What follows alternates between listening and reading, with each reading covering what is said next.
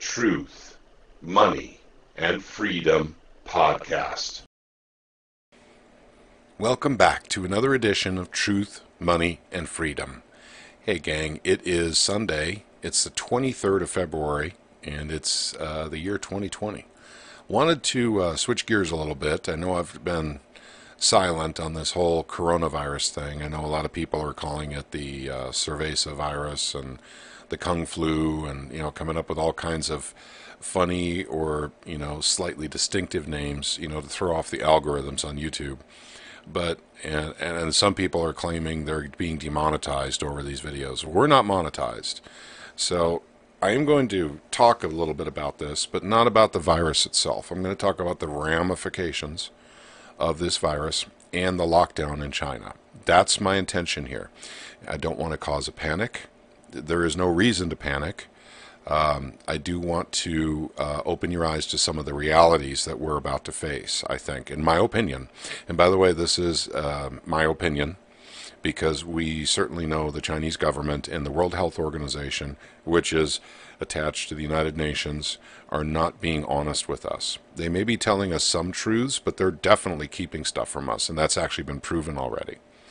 So here we go. I am going to show a whole bunch of links here, and I'm not sure I'm going to throw them all in the description section. The pertinent ones, I think I will. But this is first, the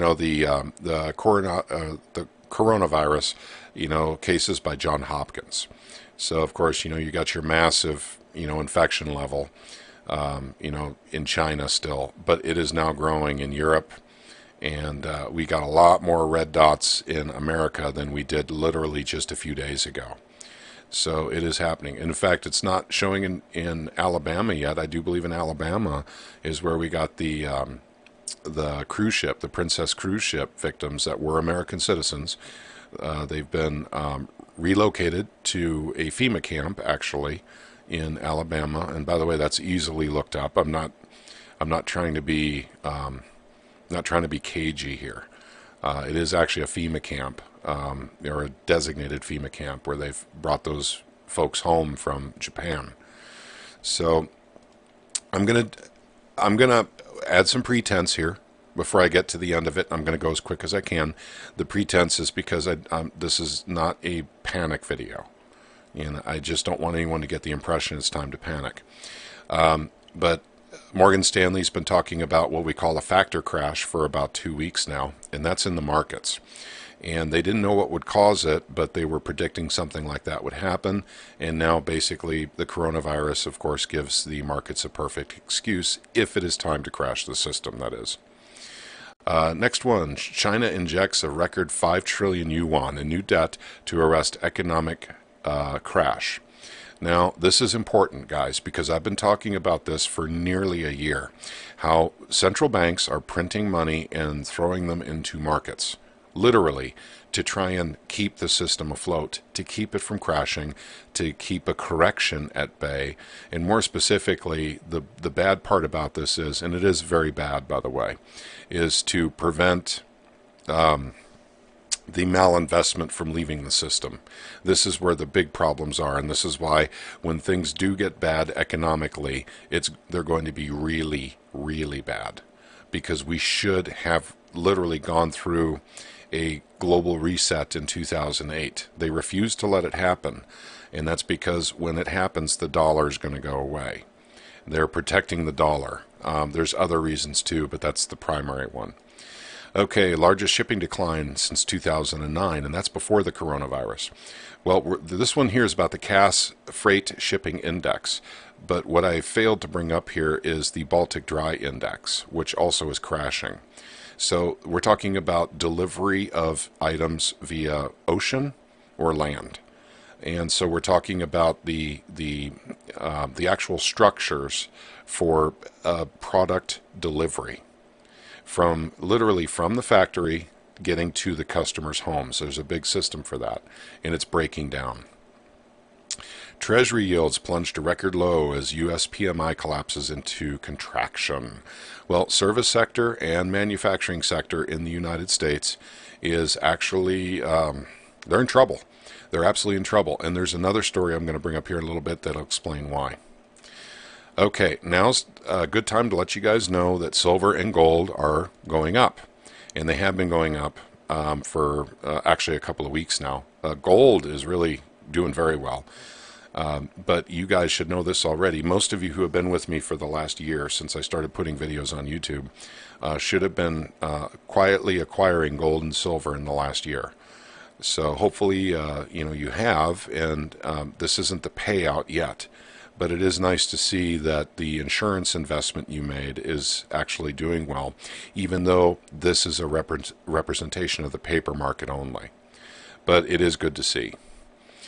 So next one, South Korea coronavirus cases go exponential as new infections soar by 70%. 10 towns in northern Italy put on lockdown. Well, we actually have lockdown in China. Now we have lockdowns in Italy.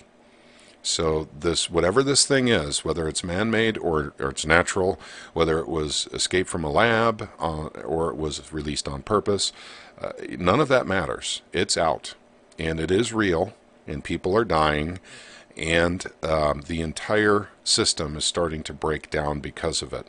And we're talking about the supply lines. We're talking about manufacturing. The two main things that move product around the world are breaking down right before our very eyes. But once again, this is not a panic video. I just want you guys to understand the implications on the financial side of this virus. I don't want to talk about the genetics of this virus, how it's spread, what the R0 factor is. That's not what this video is about. Okay, we had a red day on Friday. By the way, this is Sunday night. It is 5:39 p.m. Sunday night Central Time while I'm doing this video for you right now. But you'll see that, basically we had a red day. Well, the conjecture is we're going to continue to have red days because the entire world is on the brink of a recession because China's not manufacturing and they're not shipping product. So the implications are very simple. Product itself brings value to the economy, but the service sector needs the product to bring value to the economy. So product has to come first and then service after that, because you've got nothing to work with in the service economy if you don't have the product. I'd like to bring your attention to the bond market really quick. I don't want to talk about this too long. But I do want to talk, once again, this is about the implications of what's going on in the markets. And of course, my internet is very slow tonight. But basically, the 10-year yield is at 1.47%. Now, that's the yield for the 10-year Treasury. That is the most owned Treasury in the world, is the American 10-year Treasury. The Fed funds rate is 1.59%. So the Fed fund rate is actually 12 basis points higher than the 10-year Treasury. And what that basically means is that we have got an interest rate cut coming, and it's coming very soon. It'll be next month, in my opinion. They can't wait any longer. Remember now, the tools that they have to deal with this are very limited, and they have shot all their bullets basically for interest rates. Now they're having to bring it back down again. Money printing continues as well, but we'll get into that in a subsequent video. So it is very interesting to see what's happening with the with the yields on the bonds. And we're getting a flattening and another yield curve inversion, which they healed with the repo market in September.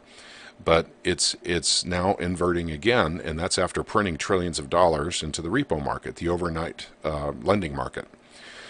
Okay? I'll come back to that in a second. One more thing I'd like to show you on the pre-markets, if my internet will work with me. There we go. Look at the pre-markets for tomorrow. Once again, this is Sunday night. This is the 23rd of February. And right now, the pre-markets are showing a pretty bad down day in the markets. Will the Fed print a lot of money and throw it into the markets to reassure everyone and to make sure that people don't panic? Well, that's what they've been doing here since 2008. It's been a lot of money printing going directly into the stock market. We'll see. They'll probably do it again. Okay, next one. South Korea reports 123 new coronavirus cases. Italy declares a state of emergency. I'll link this one down below. It is kind of interesting. I'm going through headlines before I get to my point. Coronavirus panic goes global. South Korea warns of watershed moment as Italy confirms third death, cancels the Venice Carnival. Okay, it will be really, really bad. Or as in they say in Chinese, it will be really, really bad. Sorry, bad joke. I'm trying to lighten the mood a little, gang. China faces financial Armageddon with 85% of businesses set to run out of cash in 3 months. Guys, this is the scenario I'm talking about. Now, I'm not going to concentrate on this story specifically, but I do want you guys to be aware of this, that China's in really, really bad shape. This is the last thing China needed. And they're actually printing money. That goes back to that story I had here. China's injecting $5 trillion into the new debt, and they're doing it in many forms, one of which is 0% interest rate loans to businesses, so that businesses don't go under during this lockdown time, during this quarantine time, and because they would otherwise. And also, too, they're throwing it into their own stock market because foreign investors are starting to pull out. So this is something that we need to keep a good eye on. The actual manufacturing has been shut down in China now for what we think is 2 months. It'll be about the middle of December. So middle of December, I think December 14th or so, is when they pretty much stopped new ships leaving port. So there were ships that left port in China around that time, but new ones could not leave. So, in other words, they'd fill up a ship, and if it wasn't filled up and ready to go by December 14th, it stayed in dock, and it still is in dock. It's full of product, and it can't go anywhere. And that's because they knew by about the middle of December they had a very serious problem in China, with the coronavirus. Okay, this story is called The Turn, and this one's talking about basically, is it time for this never-ending bull run in all the markets? All markets are going up. Heck, even gold and silver are going up. Stocks are going up. Bonds are going up. You know that because the yields are going down. The price of groceries is going up. Everything's going up at the same time. Is that a healthy economy, or is that inflation going into big inflation, which leads to hyperinflation? And so we'll have to determine that. Did the market just get infected? Once again, futures are down. People are worried. But don't worry. The central banks of the world will come to the rescue and print money and buy up all the stocks. So they will own all the stocks in the end. So don't worry about that. Here's a good one here. 20 survival supplies you'll need to stock up on before the feces hits the rotating oscillator. And this comes from Natural News. There's a bunch of stuff you may not have thought of. Things like batteries, filters, that sort of thing. And we'll talk about that in a second. Let's see. The cracks in U.S. Households' finances. This is talking about how the debt, the people having credit card debt and other debt has gotten them to the point where they really can't afford to take on any new debt. That's a problem, and that also is hitting U.S. manufacturing as well as the service sector, but it's also hitting Europe. Europe's in the same boat we are for this. And Europe is the number one customer for China. It's not the United States anymore because we're currently in a trade war with them. As much good as that'll do when they're not manufacturing or shipping product. Final story. Futures plunge, gold soars amid the COVID-19 contagion creators' complacency.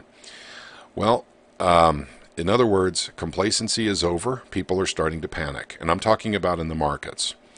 Okay, I need to stop talking about these stories now and get to the point that I wanted to make. Sorry about all the pretense, but this is the deal, gang.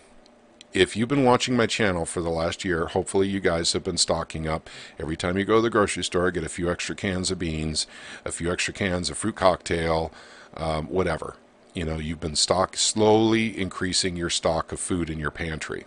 Hopefully you've been getting gold and silver. I've been talking about that for a year too. It's something I've been doing actually for almost 40 years. Hopefully you guys have, basically some other supplies around your house, extra things. Batteries comes to mind, water filters, air filters like I have in my house. I have lots of different kinds of water filtration, lots of, air filtration. I'm a smoker, and so I have air filtration in the only room in the house that I smoke in. And then we have air filters all over the house too, just for the quality of air. And I think I would be remiss if I didn't tell you guys that you need to be, because of the supply lines being completely broken down. Now, that is not a panic statement. That is just a fact. The supply lines from China are broken. They're completely severed right now. So, and that started in the middle of December. So how much product we have in the pipeline, starts at the ports, the actual ocean ports, and then the ports will have, some of that product that's in the pipeline. Warehouses around the country will have some of that. Warehouses and back stock rooms for retail will have some of that, and then the shelves will have the rest. So for anything that's being manufactured in China or a component thereof to make something whole, as an example, SSD hard drives, a 3D NAND component of an SSD hard drive is made in China, but the rest of the hard drive is not. But that 1/10 of that component is necessary for that component to work. So there's lots of things China makes on a small scale that's just a component of something larger, but it cannot work without. So I'm trying to, basically let you guys know, if you have consumable stuff in your house that you go through on a regular basis, think oil filter. If you change your own oil like I do, get a couple extra oil filters, just in case there's a shortage. Remember now, the supply lines are severed. They're cut. They're not there. So whatever's in the pipeline is all the product that's left right now for products that require Chinese components or Chinese manufacturing or Chinese packaging. And that's a lot of stuff, gang. Batteries, have some extra batteries on hand. Hopefully you guys do that already. That's a good practice for any family to do, any household to do. But also, too, like I said, think about filtration, think about food. Think about these things. If you're worried about, the coronavirus coming to a town near you, get some breathing masks or something, some rebreathers or something, get a Tyvek suit or get a FEMA, or not a FEMA suit, what do you call it, hazmat suit, whatever.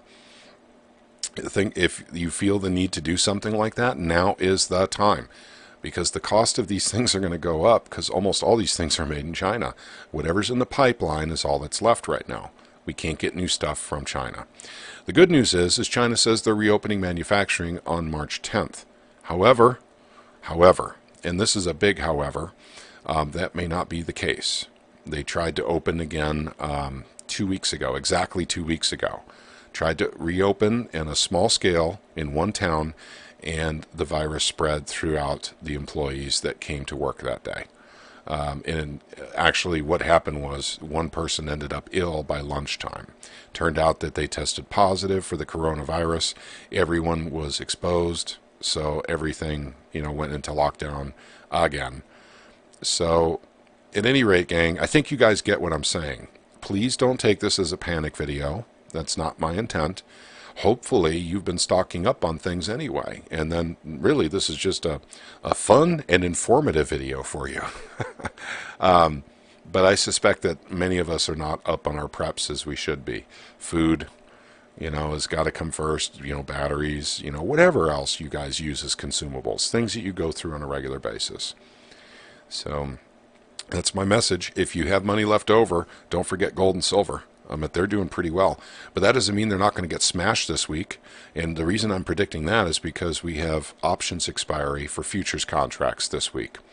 So we have the COMEX expiry and the LBMA expiry, and they will probably hit these metals really, really hard because they've gone up quite a bit in the last week. So, and once again, this is just the way they do it. It's illegal, but they get away with it every time. Okay, gang, that's pretty much all I had, and hopefully you guys understand perfectly clear what I'm saying. Sorry about all the pretense, but I thought it was kind of necessary. I appreciate you guys watching Truth, Money, and Freedom. I haven't done a financial video in quite some time, and we're looking into doing another one of those real soon. My time is really tight right now between work and the Missouri gun bill and two other projects actually I'm working on right now. And one of them is insurance. I still haven't finished up all that. So my time is strained right now. But I'll get as many videos out as I can, and we'll see if we can get Conjecture getting a few videos out sometime in the near future too. Thank you again for watching Truth, Money, and Freedom. We appreciate you guys. We love the fact that you come by, watch our videos, comment, and give us a like. Please share videos when you find them really, really useful or important. Thank you again for everything. You guys are the best. I love you all. Take care, and may God bless you all.